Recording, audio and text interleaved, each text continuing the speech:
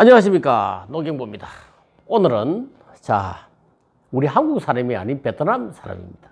아버지는 기침, 천식과 머리 뽀로지, 염증, 가루어서 막 이 부스럼처럼 이렇게 많이 나가 있었습니다. 그런데 지금 현재 기침도 많이 좋아졌고, 이제 지금은 거의 천식 때문에 기침이 나와서 거의 잠을 못 주무셨는데 지금은 간혹 한 번씩 기침을 하신답니다. 물론 머리 뽀로치도 거의 없어졌답니다. 또 그리고 어머니의 경우 또 한 번, 어머니는 어떻느냐, 허리가 아파서 일어나지를 못하셨다. 그리고 소변도 아주 조금씩밖에 안 나오고, 몸은 이렇게 부어 있었고, 눈도 굉장히 뻑뻑했고, 뒷머리도 엄청 무겁고, 거의 뭐 일상생활을 거의 못했다 이렇게 봐야 됩니다. 그리고 아버지가 거의 뭐 불편하시다 보니까 이번에 아버님이 밥도 해주시고 뭐 그래 했다 하는 이야기를 저한테 하셨습니다. 그리고 지금 현재 2달 정도 드시고 난 뒤에 어땠는가, 걸어 다닐 수 있다라 하십니다. 그리고 몸이 이렇게 부어 있었던 것도 살도 많이 빠졌습니다. 그리고 소변도 아주 정상적으로 나옵니다. 피로감도 안 오신답니다. 그리고 눈도 뻑뻑한 것이 없어졌답니다. 자, 이번에 말씀을 직접 한번 들어봐 보시죠. Sưng đó mẹ. Hết sưng phải không? Thấy hết sưng đó mẹ. Mà đi hơi nhiều, ngồi hơi nhiều, giỏi sổ. 지금 많이 걸어가 할 수 있어요. 이제 걸어 다닐 수가 있다. 네. Rồi mẹ đi tiểu thì sao mẹ? Đi tiểu thông thường rồi, đi tiểu thẳng ngang à. đi tiểu 화장실. 지금 화장실 그 소변을 자주 시원하게 많이 보러 간다고? 네. 네. 소변을 시원하게 잘 보러 간다 이 말이가. Mẹ ông hỏi mẹ. Ngủ được hả? Ngủ được, chăm chăm 잘 자고.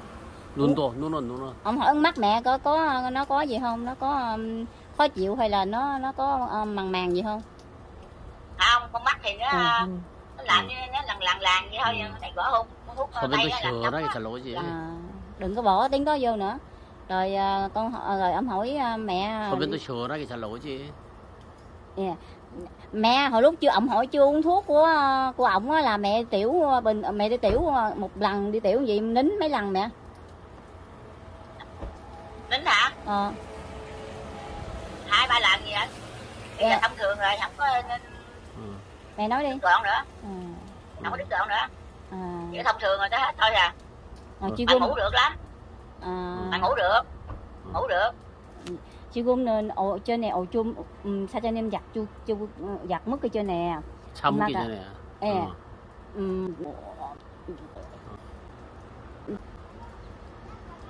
Cái lưng này nó có nhức mà có cái giò nó đau gác không à? Đau mà đau gác gì đó. chứ ta đi 조금 tắc đó rồi à. Bờ. Ta đi 조금 tắc đó rồi à. 좀 한 달 좀 더 끊는데요. 한 달 정도 넘었나? 한 달 정도 안 된 것 같은데. Dạ, 한 달 좀 안 돼. Mua cái dạ đã chị ca bổ. Rồi còn mẹ cái thuốc của ổng uống rồi tim chim chang.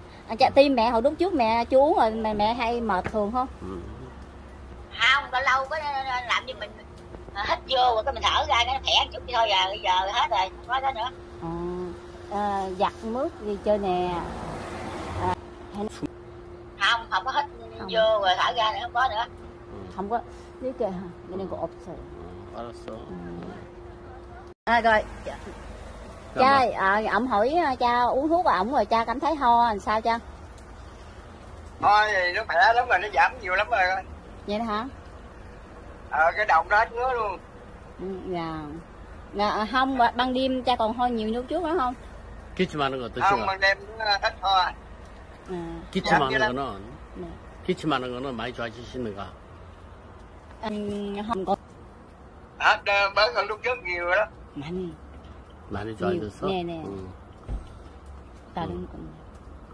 그러니까 뒤에 가려운 거 다시 한 번 더. Rồi ông hỏi uống thuốc của ổng rồi ngứa, cha bị ngứa lúc trước cha ngứa nhiều, bị nổi hột gì đó. Bây giờ hết rồi, cái hột nó hết. 뒤로 머리 돌리고. Đâu quay cái đầu rồi cho ổng giùm cái đi. Quay đầu y gan ngày nào vậy? Hẹn ngày sáng em. Được rồi mẹ ok mẹ. 이게 Mẹ để sao cao, mẹ để cao số phạt thuốc chung mẹ. Dạ. Chưa có mà Vậy hết 머리가- hết nữa. 머리가 Hết rồi láng rồi. Hết sạch rồi. rồi. Hết rồi láng rồi. Đi đi kìa, một tô luôn của chị con. 부드러. Cho nên vậy đâu phải. Hết sạch rồi. Cái đậu hết sạch hết nữa rồi. hết ngứa cành ca đấy ột rồi. 알았어. 자, 오늘은 베트남에 계시는 분의 말씀을 한번 들어봤습니다. 감사합니다. 녹이모 있습니다.